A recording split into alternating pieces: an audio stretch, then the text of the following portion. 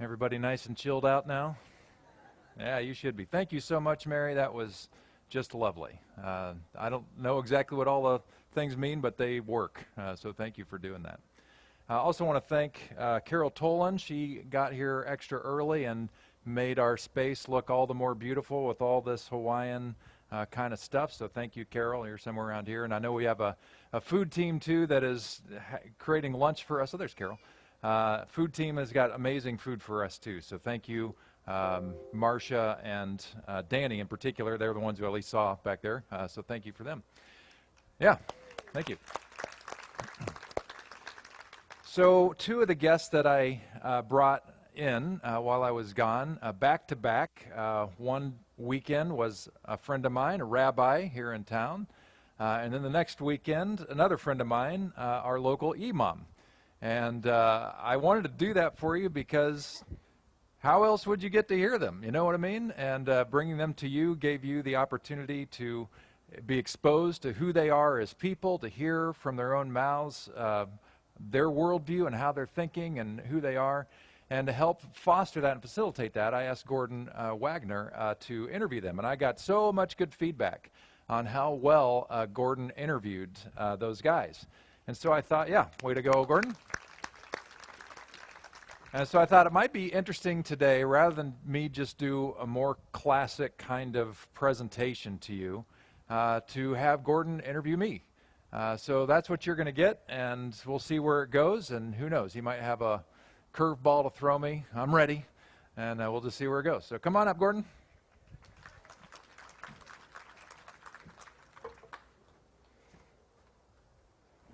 All right. Thank you, Pete. Thank you. Really, I mean, the real reason I'm up here is that so I can complete my collector set of a rabbi, an imam, and a pastor, right? And so when I do that joke, like a rabbi, an imam, and a pastor walk into a bar, I can do it from a place of authority, right? So thank you for allowing me the opportunity, man. So one of the big goals for me in doing this is, one, I kind of want to have this serve as kind of a reintroduction of Pete, because we've actually had a lot of new faces join us over the past few months. And those of us who have been here for a long time, I've been here now for, I think, 13 years or something like that. We've heard a lot of Pete's backstory, but there are a lot of new folks who maybe haven't. So we're going to touch on that a little bit. We'll touch on kind of Pete's bio, his ministry, and then kind of what this sabbatical has been like, because I think at the end of the day, these are the big kind of questions that we all have for him. So to start off, real quick, I just want to read the quick little bio that is of Pete that is on our website. So this is what it says. Pete's first day on the job as pastor here at Crosswalk was November 1st, 1999. He was just 10 years old. He earned his Bachelor of Arts in Psychology from Ottawa University in Kansas in 1992, his Master of Divinity from Northern Seminary in the Chicago area in 1995, and his Doctor of Ministry from Northern Seminary in 2006, focusing his thesis and project on soteriology. Nicely done, yeah. That was nice, not nicely done. And adult transformational learning theory. He and his wife Lynn married in 1992. They have two amazing kids, Noah and Laken, who are now launched into their respective careers, having completed their college education at Pepperdine University. Yep. Yeah, I think that kind of covers the basic stuff, right? Let's eat. But one of the things that it doesn't touch on that I think has definitely informed who you are, and certainly who you are as a pastor, is you grew up a pastor's kid. Yep. And how did that influence you growing up? How does it influence you as a pastor now? And what was it like to receive the call, as they call it? Yeah, well, I think it's a great idea. I didn't know we were going to do some of the earlier story stuff, but I think that's good, because then people who want to know who this clown is, they can just watch, and now they know. So growing up a pastor's kid, my dad's ministry, my first part of my life, he was the pastor of the church that I attended until I was 8 years old, and then we moved. And Dad had a successful ministry wherever he went. It was a positive experience. Sometimes pastors' kids have really horrible relationship with the church because the relationship with their pastor parent and the church wasn't healthy, or it was filled with conflict and turmoil and all that. That was not my experience. So I had a good relationship and good idea of the church, good feelings about the church on the whole. The church loved us as a family, and it was really great. Then my dad was a college president for about 5 years, a job that I think he hated, honestly. I think he got into it and it wasn't what he thought it might be, and 5 years later he became an executive minister in Michigan, which is kind of like a bishop, so an overseer of all of our sister pastors in our tribe in the state of Michigan. And so I didn't have to deal with some of the normal pastor's kid stuff, because usually there's even a book called The Stained Glass Fishbowl. And the idea behind it is that a pastor's family is on constant display. Even if people don't know they're doing it, it's always happening, and there's always something else in the air. My wife can definitely speak to this.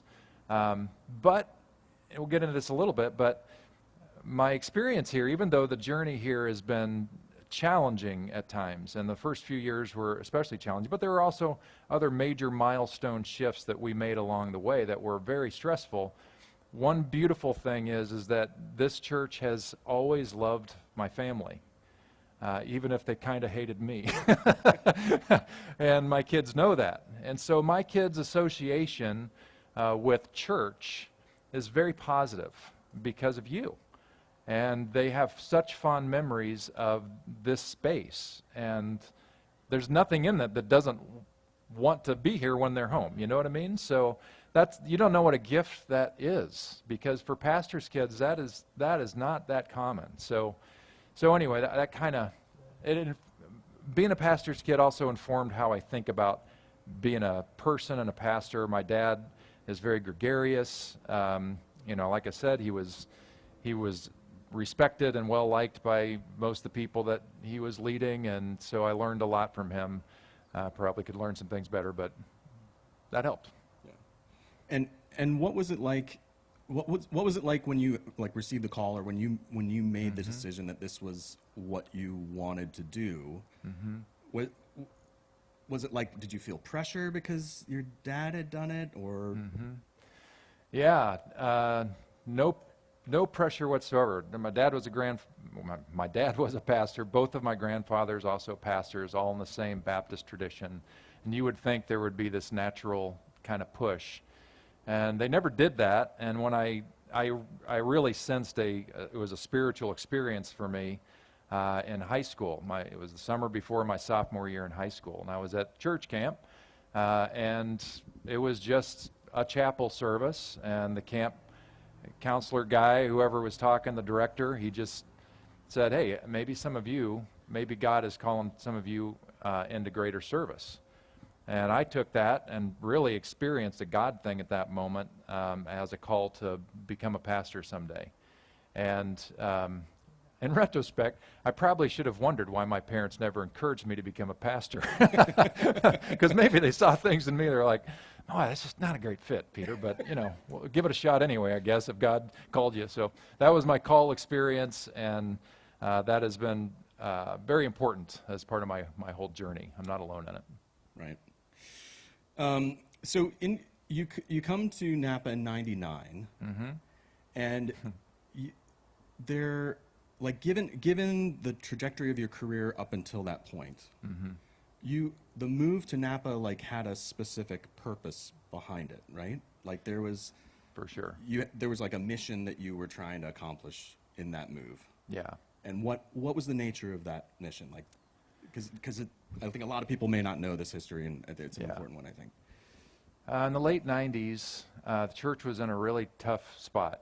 It had gone through Crosswalk, First Baptist Church at that time. Still is, but we call ourselves Crosswalk. Yeah. There were a couple chapters that were very difficult in the life of the church that hurt our membership significantly.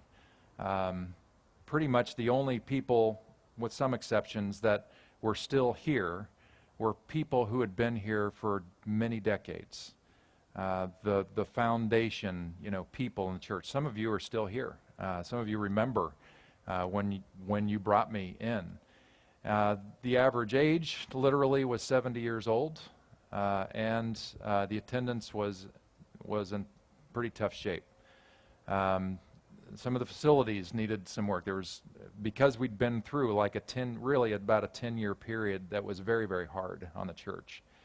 The church found out about me because I had very successful, in terms of air quotes, successful pastor experience right out of seminary and outside of Chicago.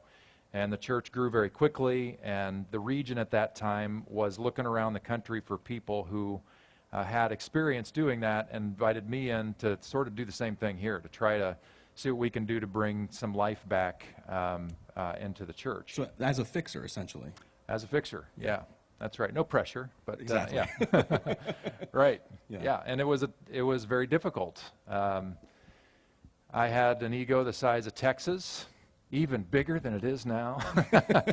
And came in just thinking, well, I can do this, or there's just more fish to catch, kind of that kind of attitude. And all we got to do is all the things that I did back in Illinois, and it'll work just fine. And it didn't work just fine, because most of the churches on the West Coast were already doing the things that I knew to do in this small town, Illinois. And so having the bells and whistles and changing our worship style and all that, that wasn't anything new or different. And frankly, it made coming to church difficult for our senior adults who didn't know the words, didn't know the songs, didn't really like it. I wish I would go back and do things differently than I did. So I feel bad about that, but it's sort of a learn and go. So anyway, yeah, I came in to do that, and it was a very challenging early experience for all of us. I talked about this being our sabbatical. Well, it's not just my history, it's our history. And I would say the first 4 years that I was here were hell on on everybody. And we were seeing some results, but it was hard. It was just really, really hard. And it didn't, for my feeling of it, it didn't really get considerably lovely until about year 7. And it just, I don't know why. I had other pastor friends that told me sometimes it just takes time to build kind of trust with each other. And I think we'd all kind of been through the crucible. I remember one moment in particular, we had a leadership thing here, and we brought in an outside guest to lead our board in a prayer exercise where we would lay our prayers at the altar, so to speak, in a tangible way. And that was a real shift for me, because I had my ideas that were largely ego-driven, I think, even if well-meaning, and I gave those up that day. I gave up whatever dream I thought this was supposed to be and become. Wow. Yeah, it was very, That's I was big. weeping through that. And it was still kind of a suck fest for a couple years after that. But then some key things shifted, and like I said, there were other major milestone things that were challenging ahead, but for me anyway, year 7 is when things started to feel very different and more and better. Yeah. And so year 7 is 2006. I'm sure it's no coincidence that this is around your doctorate time, too. Mm-hmm. And so there's a transition that starts to happen, and evolution that starts to happen in your approach to theology around this time. Yeah. And it's that. So I started attending here in 2009. So like 3 years after that. And so what is the nature of that change that you experienced theologically? What are the questions that started to bubble up for you that you started trying to tackle? Yeah. Well, many of you have heard this before, but when I moved out here, I'd already done a lot of my doctoral coursework, and I really only had my thesis and a project that goes along with it to do. And so honestly, the final piece of my doctorate was really asking a much bigger question than my thesis actually addressed. And the much bigger question was, do I want to stay a pastor anymore? Right. Because I was so fried And because the theology and the way of thinking about faith and being a pastor in that, I felt like a used car salesman. And I was just like, I don't think I can do this anymore. And so my doctoral work was really to ask the question, to get at that bigger question, what is this thing that God is trying to do in the world? And is it compelling enough to stick around for? And so I gave up kind of a shallowish subject matter, and I took on soteriology, which is the study of salvation. That's what it is. And I'm asking the question, if salvation is what God's after, what is that in all of its fullness? And it's much bigger than the loudest church traditions in our world are telling you. And I've been unpacking that ever since. Well, that process of learning things that had always been there in the Bible, in theology, that most people don't know of, it, first of all, lit me up because what God was trying to do in the world and still trying to do is incredible and redemptive and good and so compelling that it fired me up then, and I'm still fired up about it. Curtis Thornton said, hey, you ought to do a teaching series on that. And I'm like, I could easily do that because it still fires me up. It's so great what God is trying to do in the world. And then it obviously gave me new life to enter ministry in a different way. And so the first thing I did is unpack my thesis stuff, my doctoral work. And for many people, it was really good news, as I thought it was, and for other people, it was really bad news because it was shining a light on some assumptions that we've had, even some really bad translations of Scripture that were very comfortable and popular. And those, literally, one of the sermons which I thought was just, such good news, that was actually one of my least popular sermons ever in my history of just saying something, right? And actually lost people because I was messing with a holy cow, just helping people see it for what it actually was rather than what tradition has said that it was. So, I mean, this for me is one of the things that me personally, I really enjoy about coming here, is that so often I think, certainly in the church traditions where I grew up, yes, the pastor was, I think pastor in some ways has to be in a position of authority, right? You're supposed to be a spiritual leader. But the notion in churches that I attended growing up was that the pastor always had all the answers. And one of the things that I've really enjoyed about being here is that it seems clear that you're questioning things the way I question things sometimes. And it's refreshing to me to be able to look at someone and say, oh, wait, he's going through stuff too, and trying to figure things out, and it makes me feel less alone in that pursuit, right? Yeah. So I think that's been cool to watch. Cool. So, this year, it's what, you're at 23 years here now. Almost, yeah. And, you had this really major burnout moment. Yep. That happened, how long? A year ago. A year ago, right. And so I kind of want to talk about how you kind of reached that point. Yeah. And what that was like for you. Yeah. And before you talk about that, real quick, can we have a quick show of hands? Is there who among us here today has had or is currently in a position where you've been on call, where you know what that's like? Okay, so there's a handful of us.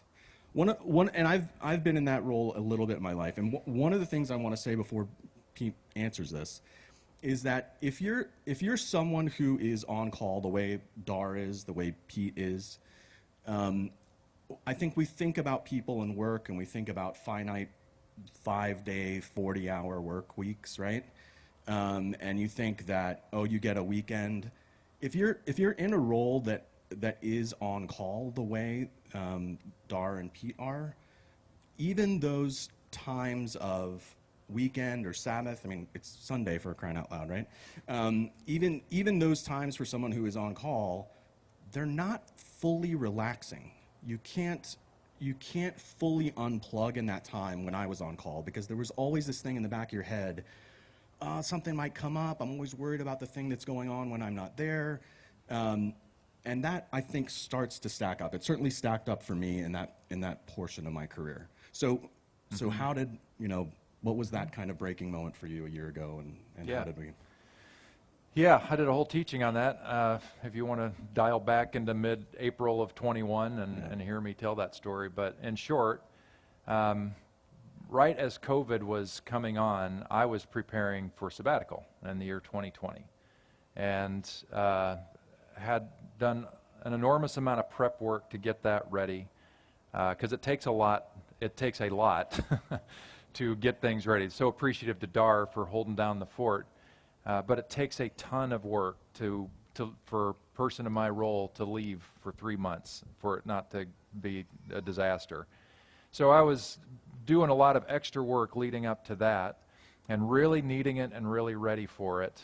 And then COVID hit, and it was very clear to me very soon, and the board, we talked about it, was that there was no way I could take sabbatical, because there was so much we didn't know about what COVID would do.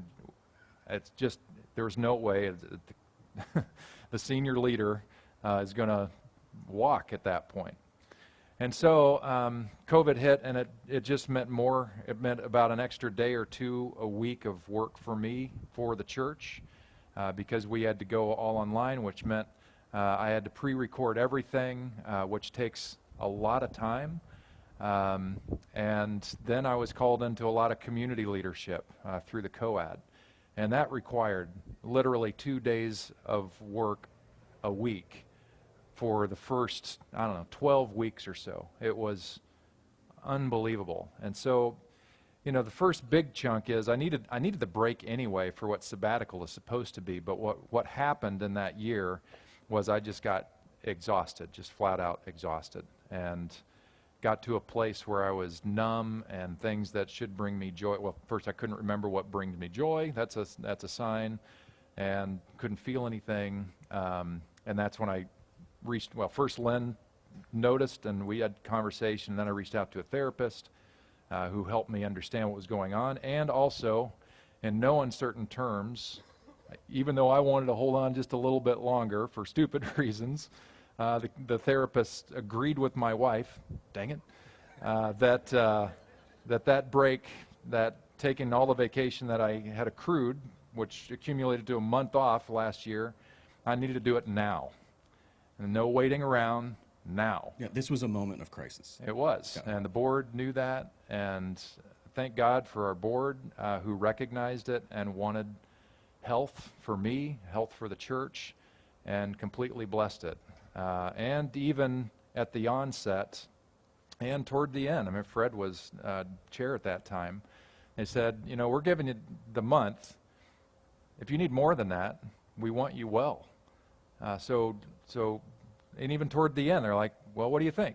You ready to come back? And, because of the therapy and what I did with that time, I was ready to come back. And still needed the sabbatical, because that's a very different thing. But that enabled me to get through that time to get to this time.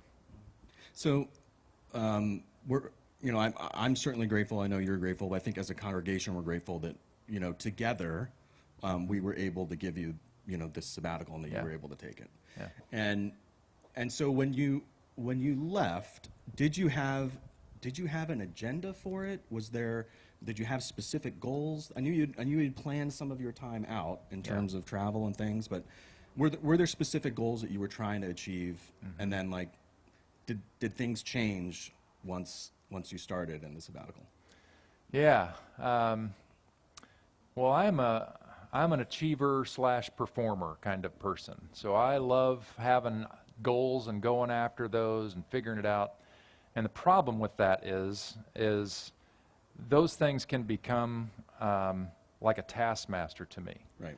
So I had hopes of disconnecting, had hopes of reading a lot of books, being able to just rest, study some, but I was very careful not to order myself you must do this, or you have failed your sabbatical, because I knew that would blow everything. So I had, I had some kind of major goals that I was hopeful for, but I also forced myself to be in the moment so that I wouldn't miss the moment. You know, I usually have my water cup up here that says "Be here now," and that's a good way to live. So I wanted to honor that as much as I could.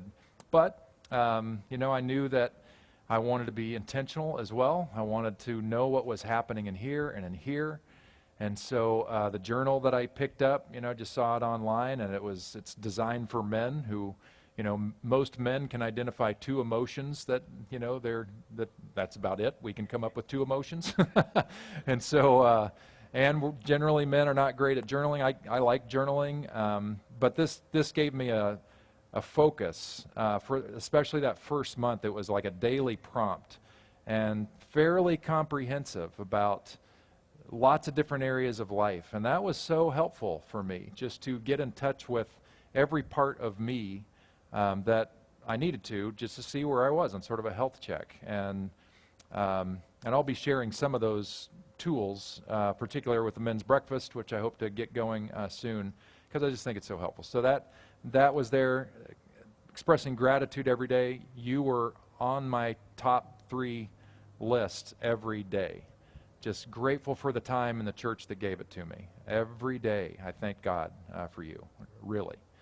My wife was up there number 1, but you're solid number 3 after my children, okay? Still have my priorities. So, and I hope to get, part of our plan was to get out of Dodge a lot at the onset, because I knew I needed to be out of here, not seeing things that would remind me of our normal routine in life and all that. So we traveled a lot of May, going to some of our favorite places in California, a couple new places we hadn't been. And have you guys ever been to the state of California? It's extraordinary, man. It is extraordinary. There is so much here. So we've known that. We've loved it here. And so we explored, went to some great spaces, and that was wonderful, just for Lynn and I to go do that together and be tourists in our own state and just have fun. Doing my journaling stuff all along, sorting stuff out, which is all good, and having her beside me to help sort those things out. And then June, it was total chill on purpose. So I don't know that we left our house much in all of June, except to go see our daughter in the city and a little bit here and there. But we just wanted to sit tight, get into new rhythms, which we did. So, you know, after 2 weeks of kind of normal vacationing where you're eating without care in May, we were like, I don't know if we can sustain this. So we adopted some healthy things in our lives, and that's been great, just to get in a little better health for myself and Lynn too. So June really afforded that, and afforded me lots of time to read.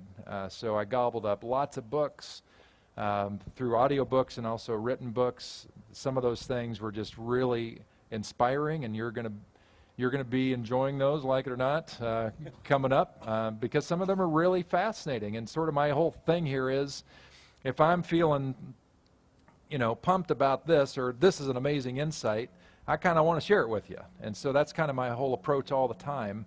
And there are some really profound things that I came across that I can't wait to talk about. And there were a couple times where we were having dinner with friends, you know, after I'd written or read one of the books, and somebody asked a question, well, what's going on? And I got into like a 15-20 minute description of everything, and Lynn's like, oh man, he's already ready to go back and teach. So, and then July was, I went to a great conference, second time for the conference, second time for me, Open and Relational Theology Conference in the Grand Tetons, which was awesome. I'm going to be sharing one of the lectures that I heard with you on video, because it is so profound and so helpful on one of the biggest, toughest questions that people wrestle with once they're in the faith. So I think you'll love it. I think it'll be super helpful. But it was great to stretch my mind around people like Andrew Davis, the guy you had twice in a row. The guy is brilliant. Kind of have a man crush on him, you know, for his brain, because he is so brilliant.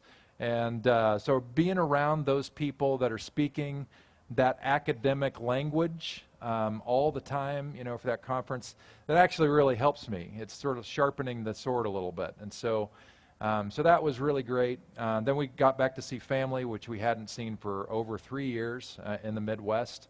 So if you have the opportunity to go back to Kansas in the summer, don't do that. It's, wow. It just made California so much better to come home to. So anyway, but we had a great time seeing our family and reconnecting there before we came back and just kind of settled in before today. Yeah. So with this, with the time that, and by the way, guys, if questions percolate up for you while we're having this discussion, we'll have an open Q&A at the end of this. So feel free to jot those down, and we'll raise hands and make sure that we get to them. Yeah, don't let me forget this too. Oh, you got it. But so now that you're kind of coming out of this sabbatical, and you have this kind of perspective looking back. Yeah. Especially as it pertains to kind of reaching that level of burnout and that kind of crisis moment. Mm-hmm.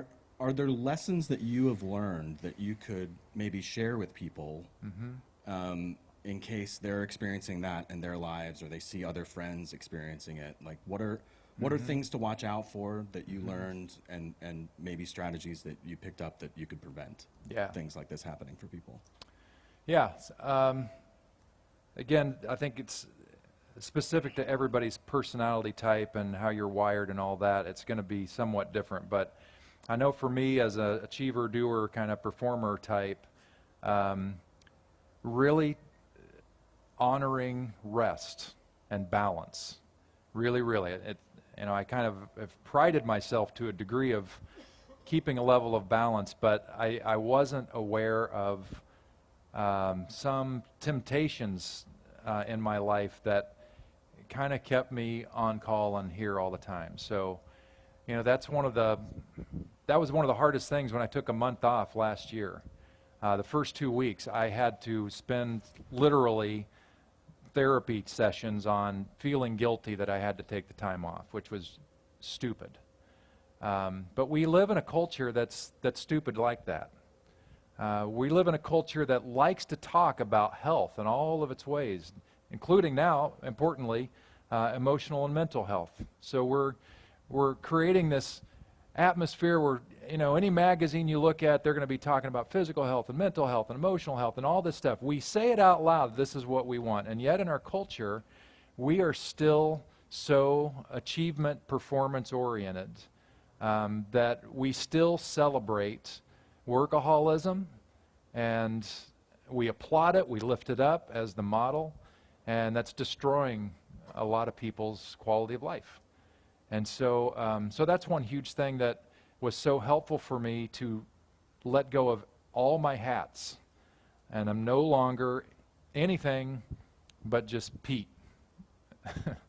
And as a description, kind of how I felt beforehand, you know what a stand-up paddleboard is? It's like a long surfboard, but it's flat and a little different, and you stand up on it and you paddle it around and this kind of thing. Well, they make some of these that are on the cheaper side out of styrofoam, and they're adequate, and you can zip around on them pretty good. How I was feeling before sabbatical was, imagine if all the parts, if somebody broke the stand-up paddleboard in a whole bunch of different pieces, and somehow you're able to sort of gather them around and hold on. So you're going to stay afloat. You're not going to die. And you may even be able to get somewhere because you're staying afloat. But you're not really going to be able to be a stand-up paddleboard. You're not really going to stand on the thing or really navigate anywhere because it's fractured. And what sabbatical helped me do was get to a place where I became whole again. Thank you, Bill. Very kind of you. In fact, I have another kind of example of this. I have some dear friends who known for some time, and they've known me for years. They've known my story and knew I was on sabbatical, and they got Lynn and I this lovely gift. Thank you. And I want to describe it for you. As a representative, they got this for us to recognize what we'd been through, and they knew a little bit of what I'd been going through and how I was getting restored, really restored. And so this is Kintsugi. This is an example of Kintsugi art. I'm just going to read their description. Kintsugi is a unique Japanese technique in which broken vessels are repaired using urushi, a Japanese lacquer. In Japan, imperfections such as cracks and stains on vessels are considered to create value. While the typical way of thinking is that broken vessels must be discarded, we believe upcycling gives new life to such vessels and enriches the lives of those who use them. By reviving the spirit of the craftsman who has poured his or her time into the piece, the vessels can be upcycled rather than being thrown away. This is what modern sustainable luxury is all about. We hope that you too see the beauty in Kintsugi, a practice which conveys the Japanese spirit. So this is a bowl, a sake bowl, that fell and broke during the earthquake, the tsunami that led to their nuclear problem in Japan. Because that's part of the rule, is they can't break the thing for you. It has to be broken and then brought to them. So this was kind of an artifact from an earthquake half a world away that then was acquired by this company to piece back together, to make it, in some ways, probably stronger, more valuable, and I think more beautiful than it was before, and still can be used. And I feel like that is a great metaphor for my life. So I come back to you, still able to do all the skill stuff and wear my hats, but I'm coming back to you in a level of wholeness and a depth of strength that I've never had before in my life. Because you can't. You can only live your way to it. And so that's why I'm so deeply grateful for sabbatical. Is this was no vacation in that kind of a sense. It was Sabbath rest, which was required for me to become who I am and who I need to be for you and for everybody else in my world. So I don't know if that answers things, but so I think it does. Yeah, the rest matters. Rest matters. Yeah. And as far as your reentry goes, are there changes that you're looking to implement around here? You know, things that we as a congregation should be aware of, things that you want to change or go back to, or. Yeah, well, I can't wait to take my next sabbatical next month.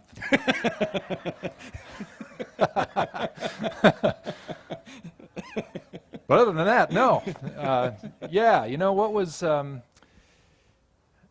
we've been on a journey, you and I. It's been we. And when I said our sabbatical in my different correspondence with you, it really was. It's our sabbatical that we went through. I may have been an obvious character in that, in my absence, but it was an us type thing. And our story at Crosswalk has been one of great unfolding and amazing and against the odds, because I have changed and transitioned over my entire career here and continue to learn, continue to ask questions, continue to grow, which I hope I will do till the day that I die. Because I love it. I love to learn new stuff and gain insight from different people and figure out how this stuff works. And sometimes it feels a little shaky at times. Well, one of the things that is true of Crosswalk is we're at a place where we've defined our ethos, our identity, pretty well. So I'm not seeing any radical shifts in terms of our ethos or our direction that way. I think it's taken us all this time to get to where we are, and what we are and where we are is very, very, very special. We are only one of 2 or 3 churches in Napa Valley that offers a different way of thinking about things, that allows space for the toughest questions, that is free in its style to be weird, like today. A very non-traditional worship service, but worshipful and community and God-honoring, I believe, nonetheless. And at the OrtCon, when I was there, I asked one of the lecturers on a hike, is open and relational theology, process theology, open theism, all that, do you think it's ever going to dominate? Is it ever going to, kind of be the leading voice? And pretty much everybody in the group is like, no, it's not. In fact, open and relational theology is only popular in the American Association of Religion and their conference. It's only popular and only looked to when it comes to science, because it's the only branch of theology that can integrate and dance well and respect and honor science, because it's not afraid of the tough questions, and its hermeneutical approach to understanding Scripture and theology affords it the kind of roominess to look after answers and consider new insights. So, if anything, what I've come back realizing is how important it is for us to be crosswalk who we are and to lean in to that identity and that ethos unapologetically, but also in a tighter way, which is not to in any way suggest that we spend any amount of time disrespecting any other method or theology, but at the same time, we don't have to try to say it all or to offer everything to everyone, because that's not who we are.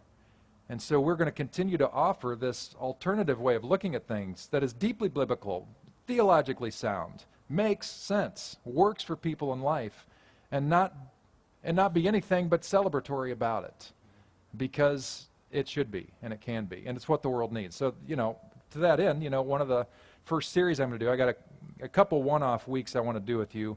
Next week we're going to talk about Jesus' daddy issues, because that'll be fun. It's actually really important, really, really important. So we'll hear about that. I'm kind of air quoting daddies because I'm not really talking about daddy, but I'm talking about daddy.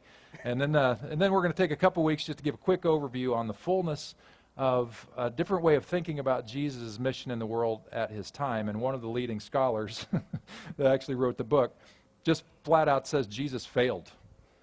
He failed the mission that he was on.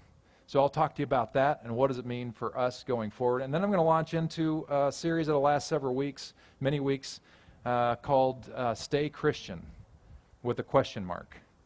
Because there are a lot of people in the faith that are just ready to walk away from it because the questions that they have are not being addressed well, or they're not even allowed to ask the question. And they think that there's only one answer to the question.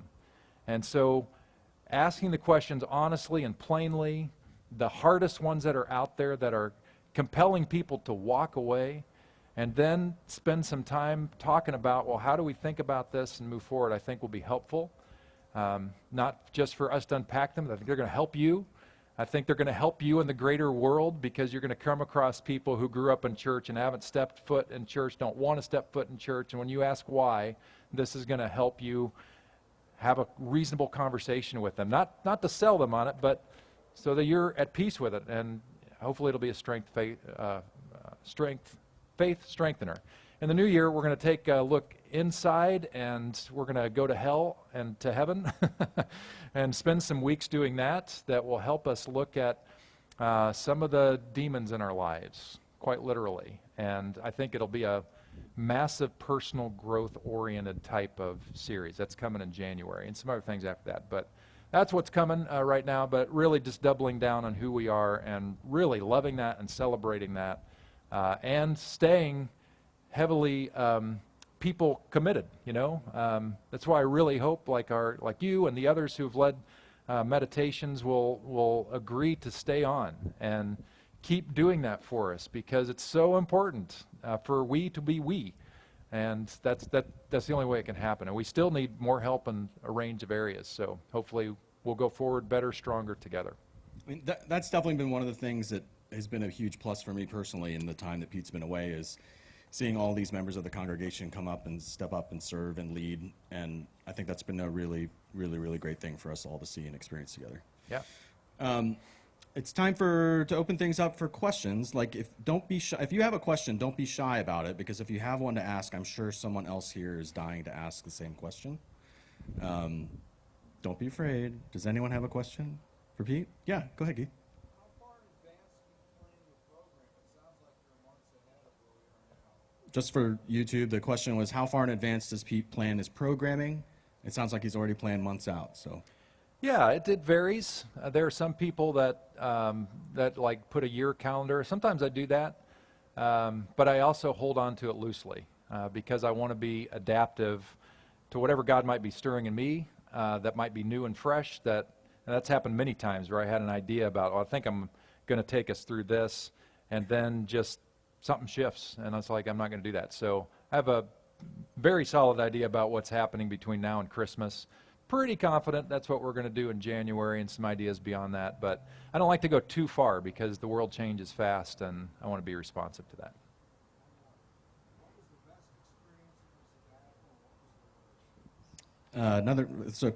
Keith's follow-up question, high-low for Pete's sabbatical, best and worst experiences.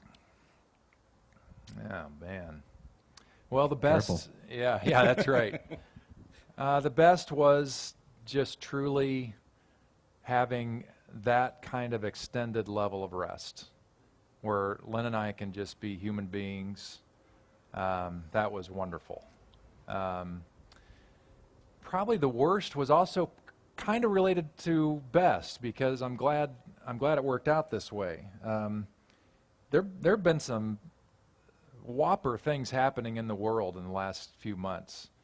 And there was a part of me that just, wanted to speak into this and that, And so the worst was kind of not being able to voice that because I was so careful, except for that once-a-month email I would send out. I really had zero involvement unless it was absolutely necessary that I knew the passcode or I knew where the blueprints were or whatever. To do that. So the worst part was things are happening that I normally would speak into and people would probably want me to, even if they disagreed with me. But it was also a good thing because I didn't, and that was a good thing. Yeah. Any other questions? Yeah. Before you left, you said that you were looking forward to doing some reading. Yeah. And we were not going to hold you to that. If you didn't feel like reading, that would have been fine. But I'm very curious to know, out of that experience and the reading that you did you have a favorite book that you can't wait to tell us about that we should go and order? Yeah. Favorite book from the sabbatical reading list. Sure. You may teach on one. Yeah, of them. I'll print it out. Actually, I'll send it out in an email and kind of give some descriptions for you. Some of them are really nerdy, so I don't think everybody would. You nerds that are out there, you know who you are. You'll love them. There's an older gentleman. His name's John Cobb, and he's nearing 100 years old. And he's currently the foremost authority on Alfred North Whitehead, who was sort of the genesis of open theism, open philosophy, from which open theology and process theology was born.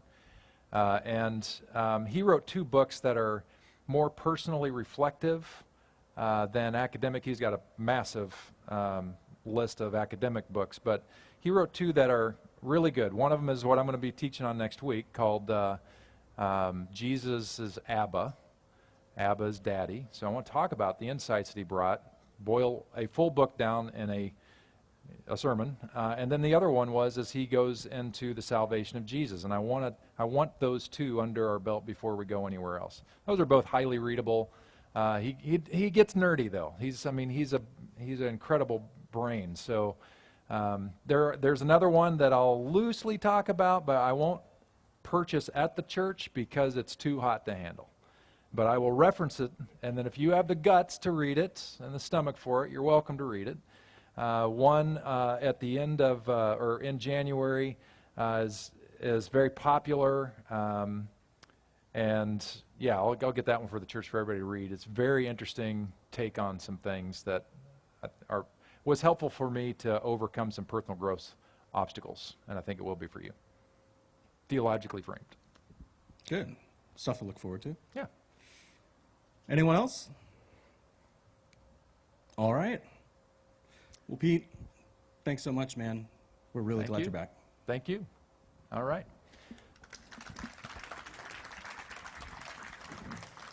I can't believe that nobody asked, when are we going to eat already? Yeah. That's the real question we're wanting to ask. Yeah, thank you. Well, I could hear your thoughts, so that was one of my new tricks and gifts that I gained over sabbatical is I can read minds now. Look forward to that. Yes, you can put a shout out. And then we'll have a closing prayer. I just want to let you know who I dance with and who my kumu is. We have the best halau ever, anyway. Halau means school, in case you didn't know. So my halau is Nale Hului Kavekyu, and our kumu is Kumu Patrick Makuakani. We are so blessed to have him because he's so renowned. And usually every year in October, because we have a dance company, so we've always had performances. But during COVID, of course, we didn't. So we are having one this year, and it's only one weekend, so there's only 2 shows. I gave Dar a flyer to put up, and if you want to see something really unique, and I promise you, you will not be disappointed, maybe you want to buy tickets to the show. The show is called Mahu, and it's going to be really unique. Okay, thank you. Thank Mahalo, you. I should Good say. plug. Thank you. Well, let's pray together, then we can get some food in our bellies. Oh, yeah.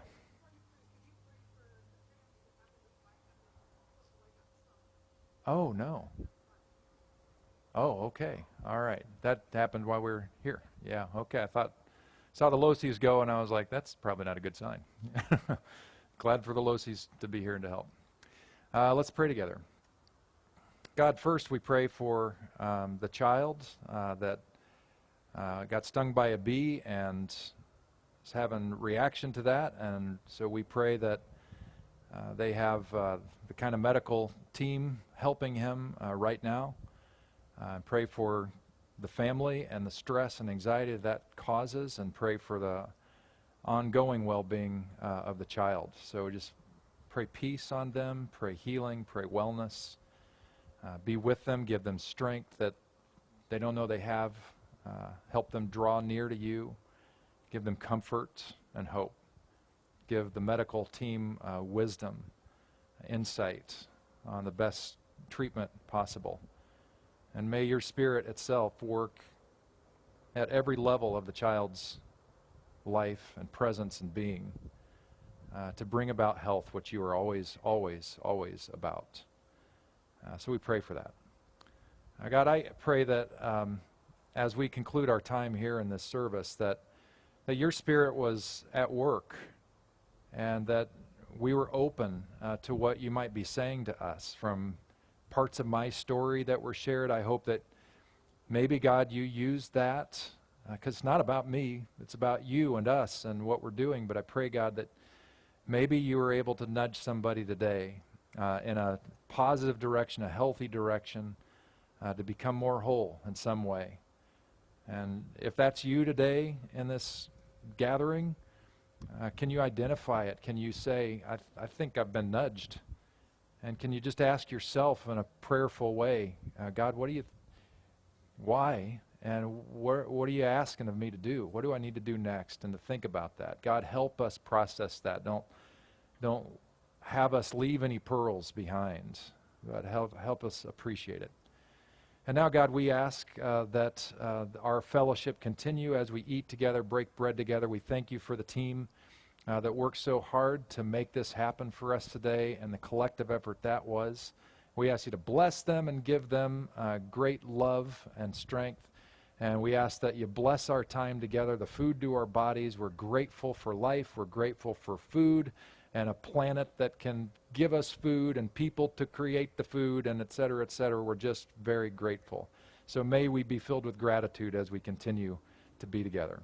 And to that end, let's pray the Lord's Prayer together. Our Father, who art in heaven, hallowed be thy name. Thy kingdom come, thy will be done, on earth as it is in heaven. Give us this day our daily bread, and forgive us our trespasses, as we forgive those who trespass against us. And lead us not into temptation, but deliver us from evil. For thine is the kingdom, and the power, and the glory forever. Amen. Thanks for coming, everybody. Let's eat. Thank you so much.